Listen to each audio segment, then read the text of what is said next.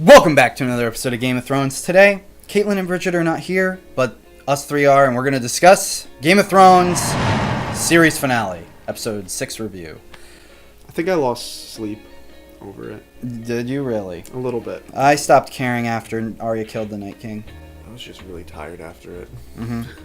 Yeah. Exhausted. So ultimately, this podcast is going to talk about how Game of Thrones ended and whether or not we enjoyed the ending, whether or not it could have been done better, and then what the future for Game of Thrones holds and our excitement or non-excitement in that, I suppose. So just to start, just to recap, Tyrion decided he didn't want to be a hand of the queen anymore. Daenerys takes over King's Landing. Everybody's upset with her. What's left of it. Everybody's upset with her. Jon kills Daenerys. Drogon flies away with her body and melts the Iron Throne. Then Tyrion doesn't die. He becomes the hand of the king for Bran, who becomes the new king of the Six Kingdoms. Sansa becomes the queen of the North. Arya goes off on her own journey, and Jon is sent beyond the north of the wall. You know, King of the Six Kingdoms does not ring a bell like King of the Seven Kingdoms. No, it does not. I'm a little sad about that. Yep. And I do love that Tyrion decided Bran is going to be Bran the Broken. Like, that wasn't an established title. He just came up with that. All hail Bran the Broken. Yep. I liked that. He might have, what if he wanted to be Bran the Rebuilder? Tyrion's speech at the end was excellent. I liked it. I enjoyed it. I'm glad that they did not kill Tyrion off. That is the only thing that satisfied me with the ending. Mm-hmm. I was satisfied with the Jon Ghost scene because he finally got to pet his freaking doggo. Yeah, he finally petted the best boy. Hashtag best boy. Best boy. That's what he deserved from the beginning. Mm-hmm. I have a theory I'd like to run by you guys. So, after Jon kills Daenerys, I think that the dragon Drogon synced up with him, and because Jon always hated the throne, that's why Drogon just nuked it and melted it. I don't know why Drogon destroyed the throne. I'm not even going to try to speculate as to why. I thought it was just ridiculous. All right, so Well, he almost looks like he's going to kill Jon, and then he just blasts the throne. I think he... That's never going to get explained, nor do I expect an explanation. It doesn't make any sense. It's not like Daenerys can whisper, "Hey, Drogon, by the way, if I die, melt the Iron Throne." Like, well, don't the dragons listen to, like, the Targaryens or the last Targaryen? And again, another thing never explained. Again, Night King, a lot of plot holes. Just so many plot holes from a rushed final season.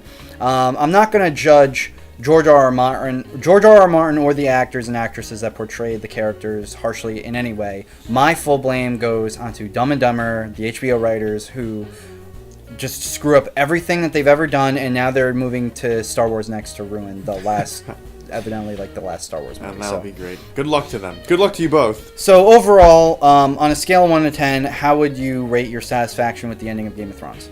The last episode? I can say, with the show having so many successful 9 out of 10, 9.5 out of 10, and 10 out of 10 episodes going throughout the series, for it to end the way it did, I mean, it was a solid 8 for me, which is being very generous. I give it a 6. I would give it a 4, and I'm only being that gracious because Tyrion survived. All right, So you're really you don't. I wasn't. No. Were there any things you liked about it? Yeah. Oh, yeah. Don't get me wrong. There were definitely some good moments. Let's start there. Yeah. I mean, overall, there are a lot of things to be thankful for. But realistically speaking, I'm just happy that Tyrion survived because I didn't think that it would make any sense for them to kill all the Lannisters. Other than that, I could really care less. Tyrion was my favorite character. I was self-invested in him only at this point. None of the other characters are really worth any merit, to be honest. And I don't like the fact that one of the last spoken lines in the show is, "I once brought a jackass and a honeycomb into a brothel." Like, it's just a reoccurring joke. It's like beating a dead horse. It's not funny. It's not intuitive. It doesn't make me feel as though these people are ready to lead a now broken civilization and kingdom. It makes me feel like these are just a bunch of same idiots that have been getting into the same trouble for the last 8 seasons. There was no resolution. Nothing really happened. What the hell's Bran gonna do as king? Like, he said he didn't want the throne for so long, and now he's just, "Oh, what do you think I was doing here the whole time?" Great line, but it delivery was great, but now it's just opened a bunch of doors that seemingly just will lead to nowhere. And it's very obvious that the way that they ended this series is so that D&D, Dumber and Dumber, can continue to write poorly and make more money off of HBO and Game of Thrones by making prequels, sequels, etc., etc., etc. The only reason it ended that poorly was so that they could have a spin-off, to have a sequel afterwards and make more money as a cash cow. And they're going to have Arya, and they're going to have Sansa, and they're going to have Bran, and they're going to have all these characters that are probably going to end up coming back and, having some kind of really weird, not George R.R. Martin approved plot lines. And it's just going to be like The Walking Dead or any other TV show.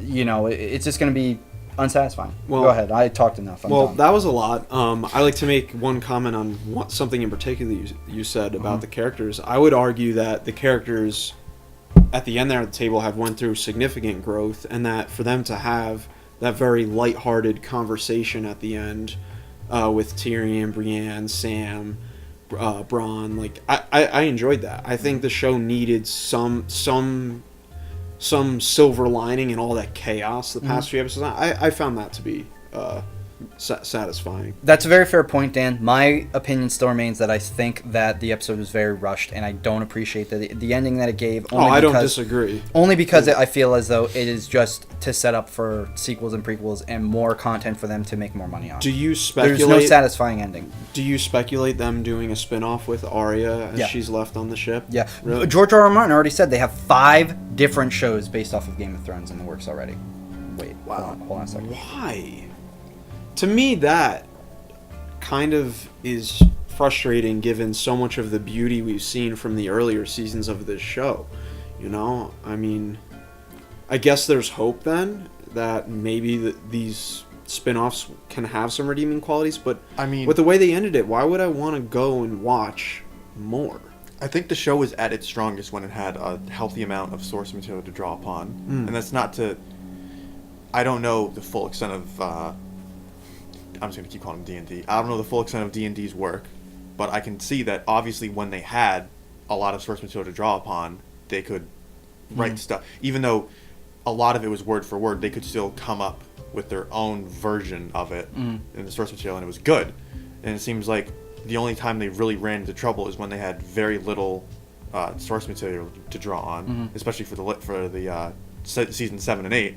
And so it's going to be very interesting to see them go back into the Game of Thrones universe when they've already shown that they're not particularly good at coming up with original ideas and concepts and storylines, and to do just that. So I hope that they have a lot of source material to draw on, because I feel my opinion with this last episode was, I think compared to the rest of the episodes in this season, it was of a higher quality, and I think they put more effort into it, and that it was more better made, I guess you could say, with the way the scenes panned out and the way the dialogue was and whatnot. There were still some plot holes and some issues of what I thought was poor writing, but I thought it was better made. My problem with the episode was that there was no good setup for it. If they had spent the entire season with just the war in the South and her against Cersei and leading into her becoming insane, and it was over the course of an entire season, just that focused on, that ending, I think, would have been pretty good. But because it wasn't set up right, I felt like I couldn't enjoy it as much as I might have been able to. Because, like, with the exception of Jon killing Dany, because that just doesn't make sense to me, because that's just not Jon's character. Jon is not the character to get you to lower your guard so that he can... I mean, he stabbed her in the front, but essentially stab you in the back. Like, that... Even when he was willing to do that to Mance Rayder, he went into Mance Rayder's camp with the mission of assassinating Mance Rayder, and he sat down and he looked over the knife, and Mance Rayder's got that line where he's like, "Oh, that's what you're here for? You're here to kill me?" And he says something along the lines of, "Is that what you do? Is that the Jon Snow way, stabbing a man in his tent when he's just offered you peace?" And Jon has that moment where he looks like, "Oh man, like, I think he's right. Like, that's, like, I hate this guy, I'm at war with this guy, whatever has to be done has to be done, but at the end of the day, that's not me to just murder somebody. Just straight up sneak into somebody, like, lie to them, be dishonest to get them to lower their guard, and then murder them." But this, he's got no problem with. It didn't feel right, you know? But I don't know. Other than that, like, I like some of what they were doing, even though I hated to see the characters go down that way. Like, Grey Worm was not Grey Worm. He became, like, Shadow Grey Worm, Dark Grey Worm, don't know. But he's, like, really just walking around, slitting throats. Yeah, I think there's a slight disconnect between the events that have led to these odd character changes that we felt this season and the characters past. Definitely. It's been a huge contradiction because, I mean, yeah, you could make the argument that because Missandei died and Grey Worm saw that's why he became so dark. But he was already, he already had a troubled past too. And it's just weird. It feels disconnected. I feel like we missed half a season. Yeah. Because people, including the people in this last season, it's like Daenerys it would be a great example because she's the easiest to go to. She's had moments where she's lost people and had serious losses and setbacks and betrayals, and never before has it led her to do anything close to what she did in this season. But yet, because we're at the end of the road and we're in this season, it has to be that way. So it seems to me, I know it didn't really happen this way, but it almost feels like they made the last episode first, and they were like, okay, this is how we want everything to end. We have the bare bones of how we want it to end. Jon Snow kills Daenerys. Daenerys becomes like the equivalent of Hitler with a dragon. And then check out our episode 5 review. I mean, that whole speech she was giving, like, that was literally like a Nuremberg rally. Like, her telling, we're gonna go around and we're gonna liberate the world. And some of the shots too is totally those same propaganda shots you see in, you've seen in Star Wars and you've seen in, just like future reference filmmakers. You don't have to recreate the Nuremberg rally to give us the impression that the person is, like, on the level of Hitler in terms of being evil world leader. You don't have to do it. We can figure it out. It's okay. Yeah, so I'm not really excited for any of the spin-offs. I'm probably not going to watch them, to be quite honest. As you said, Rich. Really? No, I'm not. Really, Matt? I'm not, because there's... first of all, personally speaking, I don't watch a lot of television to begin with. I think that probably, I would say, in my personal humble opinion, about 95% of anything that's in the media right now is just, it's garbage, and it's not something that I want to distract myself with or kind of fall into that rabbit hole. Game of Thrones was a little bit different because I did really enjoy the first couple of seasons. It has a really riveting plot line. George R.R. Martin does a really good job at writing it, the books at least, and the show actually did a really good job for probably I would say the first 5 or 6 seasons, maybe the first 5 seasons. It did an excellent job. Once season 6 and 7 and 8 hit, it's just been a downhill thing, a downhill slide, and it's really been because, like you said, they only knew about the ending, and then they kind of had to work backwards. And so because they worked backwards, everything just felt super rushed this last season. They could have taken way more episodes. They didn't. They made the decision they chose to do this. George R.R. Martin said that they could do it up until like 11 or 12 or 13 seasons, and they just wanted to end it at 8. It said initially when they first started they were only going to do 7 seasons anyway, when they first started filming Game of Thrones. So bottom line is, I don't have faith in those writers. If they had different writers that were working more closely with George R.R. Martin, then maybe I'd check it out, but that's not going to be the case. They're going to have the same writers, make the same garbage, and I'm not going to watch that. I'm not going to contribute. I'm not going to waste my precious time that I have on this planet watching Game of Thrones anymore. It's a dead thing. It's a dead show. It's dead in the water. Dead series. Tell me how you really feel. It's going to be remembered for a lot of the great parts that it had, but ultimately speaking, it's going to be remembered as something that didn't end well. That's what's going to stick with the people the most. It's going to be forgotten in a few months. I think so, and it kind of makes me sad and disappointed too. Oh well, this is life. Yeah, this is life.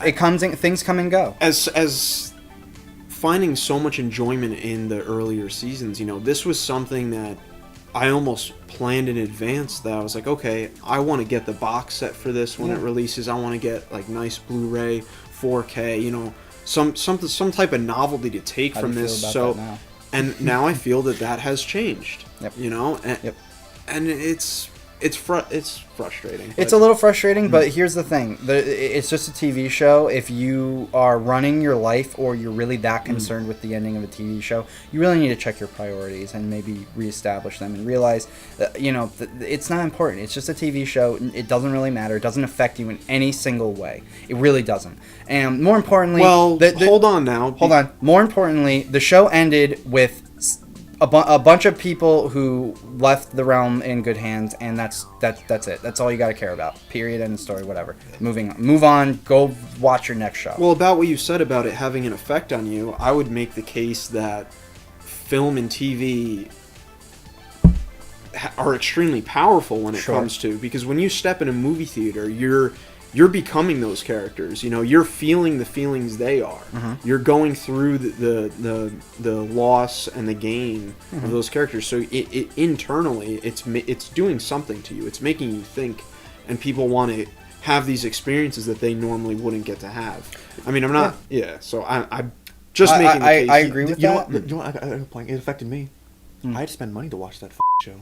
Did you? Yeah, HBO, man. Well, I paid money for it. Yeah, you paid money for that. Yeah, but the money doesn't make a difference because it's not very expensive. Number one.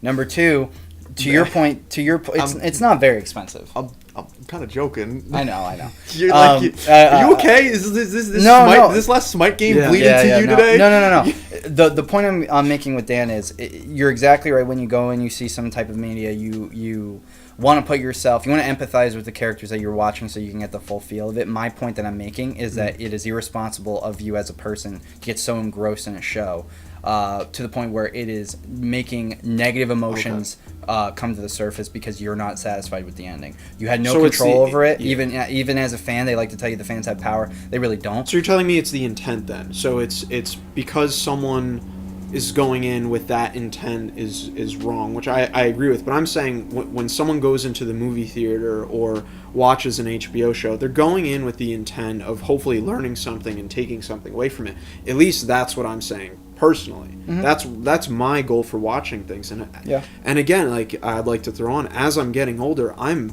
very careful about what I choose what to watch because it's your, as you said, you're spending your time, right? And that's if you're watching something that's bad for you, if it's teaching you incorrect morals and standards and ways to live, then all it's going to do is it's going to create a habit out of those bad out of those bad actions that you're watching on the screen. Which I don't think Game of Thrones had done. No, not really. Yeah. But the point I'm getting at, because you do make a good point here, Dan, but the point I really want to drive home with people is, yes, there's nothing wrong with trying to seek wisdom and knowledge that the writers of shows and movies put within the media that they create. That's good. But when you start having an expectation that you should learn something or you should feel a certain way and then it doesn't end up happening, that's when you're giving too much control and too much accessibility of your emotions to the media that you are being entertained by. Great point. And you can't do that as an adult. You can't do that in life. If you're a kid, whatever. But as an adult, you have to be able to control your emotions properly. You need to be able to watch this content, realize that you have no control over it, regardless of what you think, regardless of how you perceive it should have ended, and live your life and not worry about media and entertainment because it doesn't matter at the end of the day. Game of Thrones, as great of a series as it was, I can say for sure, has not really taught me too many things on life, how it works, relationships, romance. If anything, it's set a great example of what not to do, and that might be the wisdom in and of itself. But are you saying that maybe it's just something that was for pure entertainment purposes? For sure. And if it's purely just for entertainment, there's nothing wrong with that, but you also want to make sure that you're not just wasting your time watching just entertaining things, and you want to make sure that you're actually spending your time doing something productive. Yes. Watching Game of Thrones is not productive. You're not going to learn life lessons from Game of Thrones. We know that for a fact now because there have been 8 seasons, and nothing really came out of it. The ending was so bad that over 1 million people have signed a petition now to redo the ending. I have a question for you guys. Yeah, is this a show that you... I'm going off on a rant. I'm making No, I just did not expect to get this heavy and to critique the very specifics of media consumption. I thought we were gonna more talk about the scenes of the episode. There's nothing. What's to talk about? I think we covered pretty much everything. There really wasn't a lot that happened. They pretty much just drew out that episode. But I think it's important because what's more relevant now isn't the content of the last episode. It's the response from the fans now that it's Thursday, so about roughly 5 days. Oh, but Yeah. okay, look, I'll just say, I think that this entire thing, there's been people on the one camp who say this is awful and disgusting, and I'm gonna be more upset about it than is warranted and than is useful, and I think that goes to your point. Yeah. I'm also gonna say, and I think you're leaning towards this side a little bit more now as I hear you talk more. There are other people who are like, you're not this.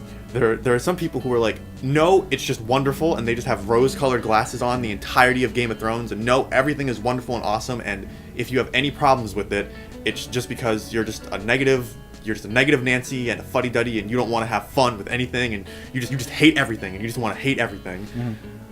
And then there's also people who are like, which you seem to be in the camp of, where it's like, it's over, it's done, it doesn't matter, and then, and I'm just saying, like, I think some people have a right to be a little upset, because it not in the sense that this was a cornerstone of my life, but for some people it's like, I watched this for like 9 years. Yeah. I just kind of wanted to see it doesn't have to be perfect, and sure, no one's gonna be happy, but just a halfway decent an ending that you put some effort into. And you pointed out the fact that I would make the case that it did do that for some people, and yeah, myself, for some people, I would kind of agree with it. I guess I'm just getting at is, I think some people have a right to be a little upset and to point out some flaws with it, and to feel like the writers and like you said, not so much the actors and the actresses, because I think they did a great job with the work they were given. Yep. But the people who produced it and the people who wrote it. Great example is the Starbucks and the water bottle. Those are tiny things, and some people blew them way out of proportion.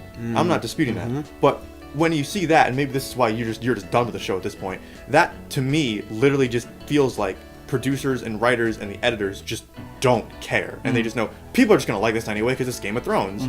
Like, honestly, nobody picked up on that water bottle or that Starbucks cup. Nobody, and that's You're on right. top of all these flaws and inconsistencies and plot points in the writing that the writers themselves have tried to answer, and then it just makes more holes. That's a great one with. Sorry. I want to jump in real quick because that's a great point you make. Because no producer of media should ever go into a project with the intent of, oh, this is going to be good because it was already good, and now I don't have to try to continue to send out the message. So very good. You're both right. You're both right. It's so people tend to watch shows, Game of Thrones, whatever.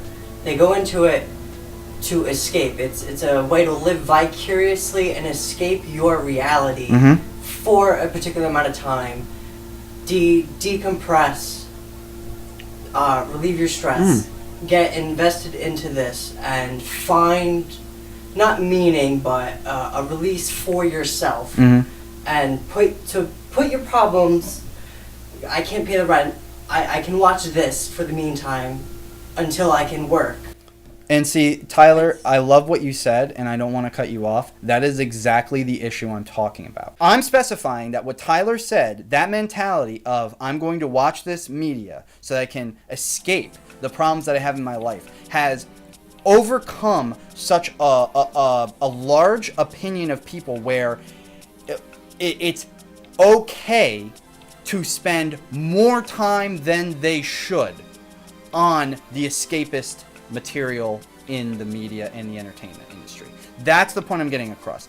They are justifying spending too much time on the media. There's nothing wrong with watching anything I love JoJo's Bizarre Adventures. I'm going to watch it, but the difference is I know that it's just a TV show. I'll watch it for 20 minutes, maybe 40 minutes a week, and that's it. I don't go beyond that. There are people who sit and they binge watch Game of Thrones.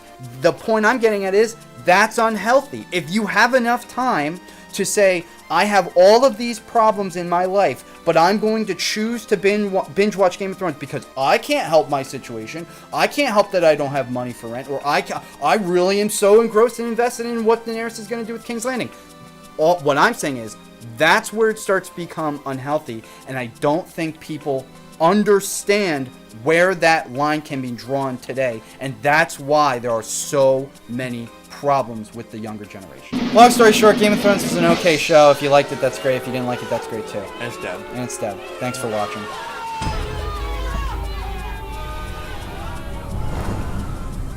Thank you so much if you've made it this far. We really appreciate your views. If you could please hit the subscribe button and that notification bell, and make sure you come back next week for more content.